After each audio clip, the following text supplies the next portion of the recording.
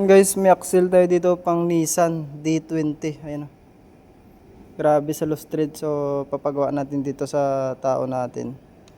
So tignan nyo may resulta kung mare-retain nyo ba ng ayos to. So tignan nyo na lang mamaya. So ayan, pinaka lost thread nyo. So ayan guys, ito na yung spindle kanina. Ayan. So ni-retread. So alam nyo ba guys, wala tayong background sa machine shop, wala tayong experience, pero tayong namamahala dito bilang supervisor kasama sa trabaho na katungkulan natin. So alam nyo ba guys, dagdag knowledge din sa atin ito, dahil tinatanong ko si kuya kung anong mga kasi dati alam ko niyan ay akala ko ay pag nagre-thread is sukatin mo pa yung thread, pero hindi pala. So titreadan mo lang pala hanggang sa makuha ang tamang sukat ng nut, tapos papasok mo yung nut. So yan guys, so dagdag kaalaman sa atin to, abangan nyo pagtapos nito.